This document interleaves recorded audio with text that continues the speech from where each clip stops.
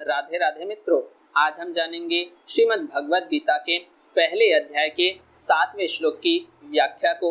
इससे पहले चौथे, 5वें और 6वें श्लोक में दुर्योधन पांडव सेना के महारथियों का वर्णन करता है। दुर्योधन पांडव सेना के महारथियों का वर्णन क्यों करता है? द्रोणाचार्य के मन में पांडवों के प्रति द्वेष पैदा करने के लिए और युद्ध के लिए जोश दिलाने के लिए दुर्योधन ने पांडव सेना की विशेषता बताई।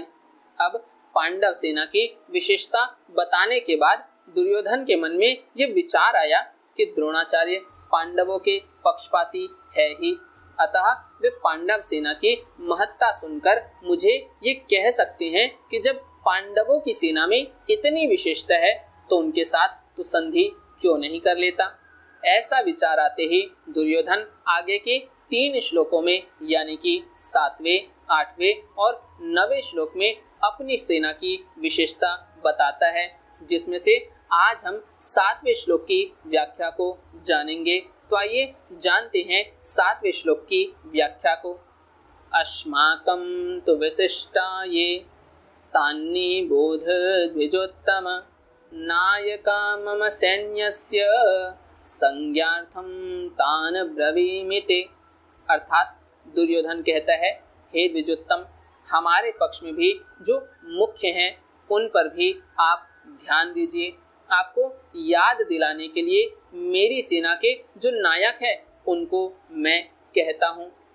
इस श्लोक के प्रथम भाग में दुर्योधन कहता है, अस्माकं तु विशिष्टा ये तान्नी बोध द्विजोत्तम। अर्थात दुर्योधन द्रोणाचार्य से कहता है कि हे द्विजश्रेष्ठ, जैसे पांडवों की सेना में श्रेष्ठ महारथी हैं, ऐसे ही हमारी सेना में भी उनसे कम विशेषता वाले महारथी नहीं हैं, अपितु उनकी सेना के महारथियों की अपेक्षा ज्यादा ही विशेषता रखने वाले हैं। उनको भी आप समझ लीजिए। इस श्लोक के दूसरे भाग में दुर्योधन कहता है, नायका मम सैन्यस्य संज्ञार्थम तान ब्रवीमिते। अर्थात दुर्योधन कहता है, मेरी सेना में भी जो विशिष्ट सेनापति है, सेना नायक है, महारथी है, मैं उनके नाम केवल आपको याद दिलाने के लिए, आपकी दृष्टि उधर खींचने के लिए ही कह रहा हूँ। इस पूरे श्लोक में दुर्योधन का ऐसा भाव प्रतीत होता है कि हमारा पक्ष किसी भी तरह कमजोर नहीं है, परंतु राजनीति के अनुसार शत्रु पक्ष चाहे कितना ही कमजोर हो और अपना पक्ष चाहे कितना ही सबल हो, ऐसी अवस्था में भी शत्रु पक्ष को कमजोर नहीं समझना चाहिए और अपने में उपेक्षा, उदासीनता आदि की भावना किंचित मात्र भी आने नहीं देनी चाहिए। इसलिए सावधानी के लिए मैंने उनकी सेना की बात कही और अब अपनी सेना की बात कहता हूँ। दूसरा भाव यह है कि पांडवों की सेना को देखकर दुर्योधन पर बड़ा प्रभाव पड़ा और उसके मन में कुछ भय भी हुआ, कारण कि संख्या में कम होते हुए भी पांडव सेना के पक्ष में बहुत से धर्मात्मा पुरुष थे और स्वयं भगवान थे। जिस पक्ष में धर्म और भगवान रहते हैं उसका सब पर बड़ा प्रभाव पड़ता है। पापी से पापी, दुष्ट से दुष्ट व्यक्ति पर भी उसका प्रभाव पड़ता है। इतना ही नहीं, पशु, पक्षी, वृक्ष, लता आदि पर भी उसका प्रभाव पड़ता है, कारण कि धर्म और भगवान नित्य हैं। कितनी ही ऊंची से ऊंची भौतिक शक्तियां क्यों न हो, वे सभी अनित्य ही है।